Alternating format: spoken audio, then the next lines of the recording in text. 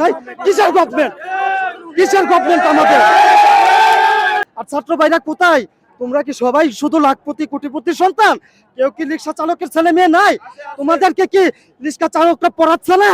তোমাদেরকে কি জীবিকা অর্জন করে তোমাদের সুন্দর জীবন দেওয়ার জন্য চেষ্টা করতেছে না? জীবিকা অর্জন করতেছে না তোমাদের পিতামাতা?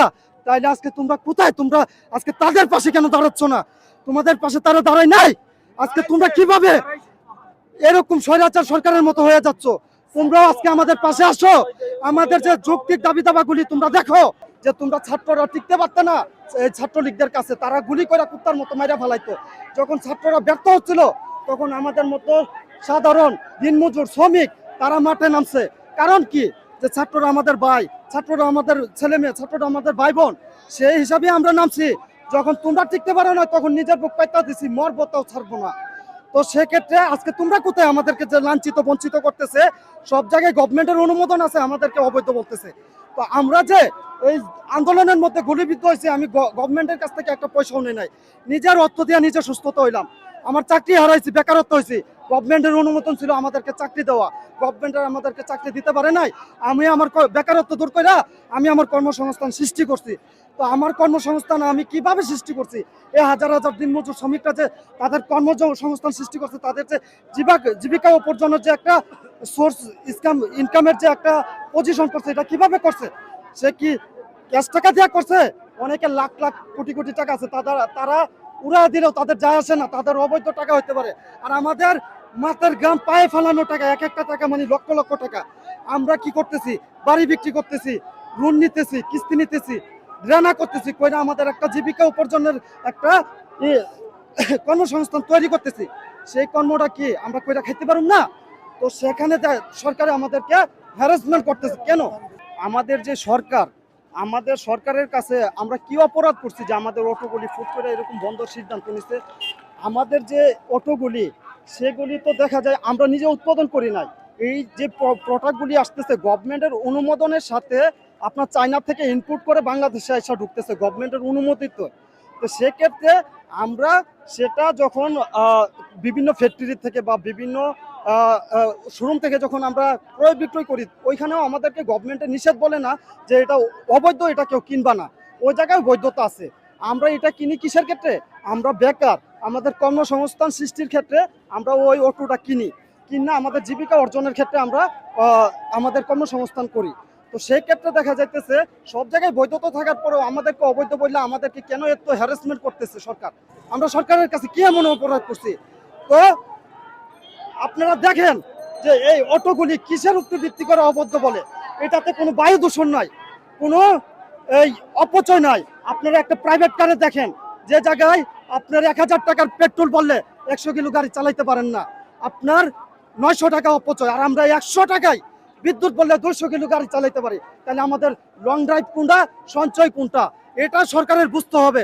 আর তাছাড়া আমাদের যে একটা জ্বালানি, যে একটা প্রাকৃতিক সম্পদ, ওইটা শেষ হয়ে গেলে আমাদের পরবর্তী যে প্রজন্ম, তাদের জন্য আমরা কি চিন্তা ভাবনা করতেছি? গভর্নমেন্টের যে কোনো রাষ্ট্রের একটা গভর্নমেন্টে একটা চিন্তা ভাবনা করে, যে কোনো রাষ্ট্রের একটা কাজকর্ম করতে গেলে 100 বছর 200 বছরের ডেভেলপমেন্টের চিন্তা করে। আর বাংলাদেশে কি করে? আজকে করলাম কালকে খেয়ে ফেলাইলাম, এই হলো আমাদের গভর্নমেন্ট। তো এটা আমাদের লজ্জা হওয়া উচিত গভর্নমেন্টের, এটা আমাদের লজ্জা না, গভর্নমেন্টের লজ্জা। আপনারা দেখেন আমরা কোনো শব্দ দূষণ করতেছি না, কোনো বায়ু দূষণ করতেছি না। আপনার 100 টাকার বিদ্যুৎ বললে আমরা 1000 কিলো গাড়ি, 200 কিলো গাড়ি চালাইতে পারি। আর যে জায়গায় প্রাইভেট বলেন, হুন্ডা বলেন, 1000 টাকার বিদ্যুৎ দিয়া, পেট্রোল দিয়া 100 কিলো গাড়ি চালাইতে পারে না। আমাদের অপচয় হচ্ছে পেট্রোল, আমাদের অপচয় হচ্ছে প্রাকৃতিক সম্পদ। ওইটা নিয়ে তো সরকার কিছু বলতে পারে না। মানে যাদের মনে করেন এই বিলাসিতা জীবন আছে, তাদেরকে আরো বিলাসিতা করবে। আর যাদের মনে করেন ভাত খাওয়ার যোগ্যতা নাই, তাদেরকে না খাওয়ায় মারতে চাই। এটাই কি আমাদের গভর্নমেন্টের অধিকার? এটাই কি আমাদের নাগরিকের চাওয়া গভর্নমেন্টের কাছে? অবশ্যই না। আমাদের দাবি, আমাদেরকে এই বিআরটি লাইসেন্স ধারিত অনুমোদিত সাথে আমাদের যেভাবে সুশৃঙ্খল ভাবে আমরা রাস্তায় কর্মজীবিকা অর্জন করে আমাদের সংসার চালাইতে পারি, সেরকম একটা সিস্টেম তৈরি করে দেওয়ার দায়িত্ব হলো গভর্নমেন্টের। এটা আমাদের যদি থাকতো আমরাই করে নিতাম, গভর্নমেন্টের কাছে যাইতাম না। যে যে আওতায় এই কাজটা গভর্নমেন্টের, তাই গভর্নমেন্টকে করতে হবে এই কাজগুলি।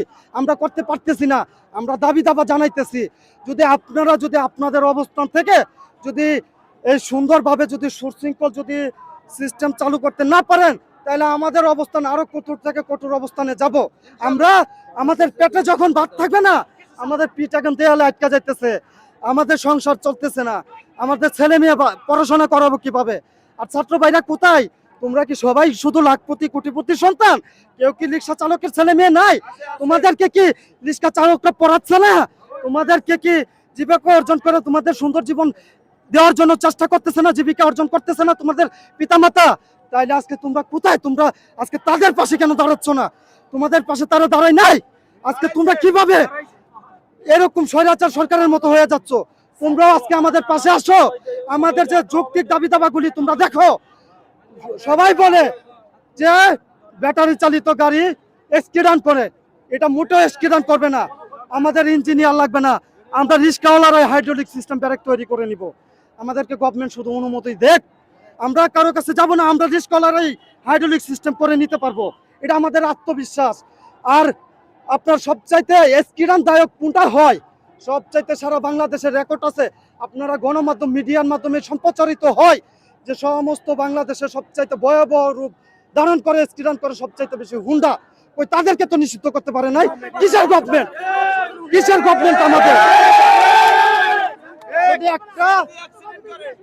যদি একটা এই সিএনজি ইজি বাইকও যদি স্কিডান করে, নাম পরে শুধু অটো ইজি বাইক। কেন? আমরা তো সেটা প্রত্যাশা করি না।